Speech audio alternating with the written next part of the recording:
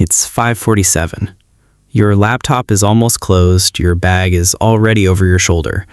Then a message comes in. Could you stay on and finish this tonight? You already know your answer. You type, I can't tonight. For a second, the sentence just sits there, typed, true, ready to send. Then your phone buzzes.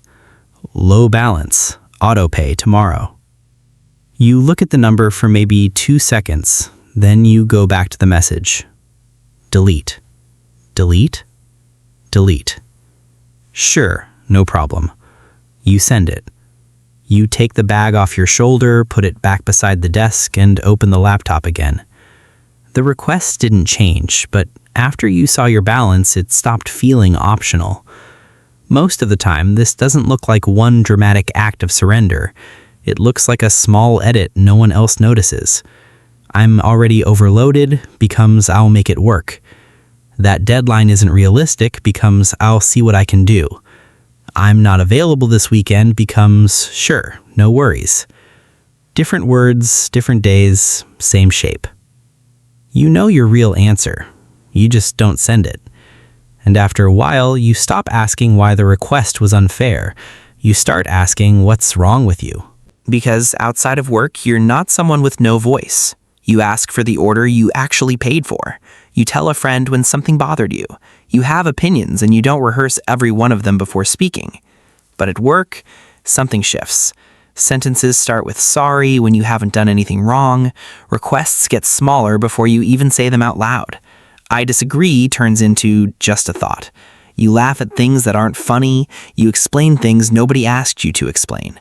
You smile through the meeting. Then the elevator doors close and the smile disappears. Sometimes you don't even feel angry until the moment it's finally safe to. So your mind reaches for an explanation. Maybe I'm weak. Maybe I'm a people pleaser. Maybe I need better boundaries.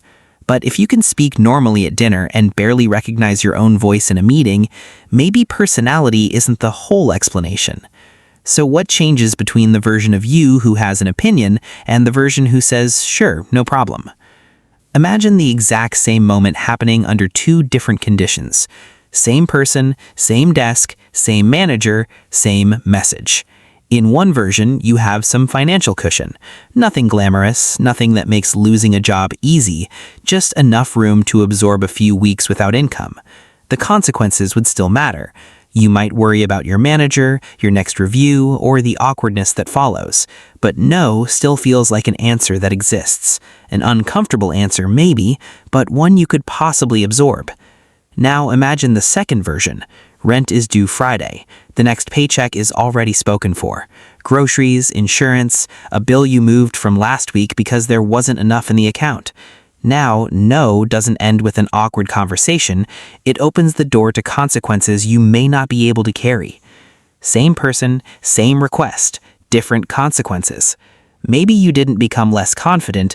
Maybe no became more expensive. That doesn't mean money makes one version of you brave and the other one weak. It means the same 2-letter word can carry a completely different amount of risk. The word didn't get harder. The possible aftermath did. When there's no cushion, your attention can get pulled toward the outcome you genuinely can't absorb. That doesn't mean financial pressure makes you irrational or unable to plan ahead. It means the consequence you can't easily absorb can become the one you organize everything around.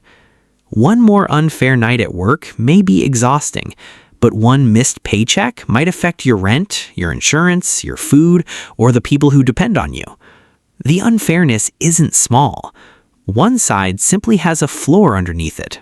The other one doesn't. Studies on job insecurity suggest that people may speak up less when work feels less secure. Separate research on wealth and job switching suggests that having less financial cushion can make leaving a job feel riskier. Neither of those directly proves that a low bank balance makes someone obedient, but together they offer one possible explanation for why a small no can feel much more expensive than it looks from the outside. This isn't mainly about knowing the perfect negotiation technique. You can know exactly what you want to say. You can have the words ready and still not say them. because the version of you who speaks has to be able to absorb what might happen next. It's not only about whether you know how to say no, it's about how much loss you can safely absorb. And once you choose the safer answer a few times, something else starts happening. Before you said yes, there was an entire calculation nobody saw. Rent, hours, your next review, the insurance tied to the job, how long finding another position might take. But none of that appears in the message you send. What everyone else sees is much simpler. You stayed, you answered, and somehow you made it work again. People may not see the cost behind your yes. They just learn that you usually say it. Nobody has to be scheming for the pattern to grow. People use what happened last time to guess what will happen this time. No feels too expensive, so yes feels safer.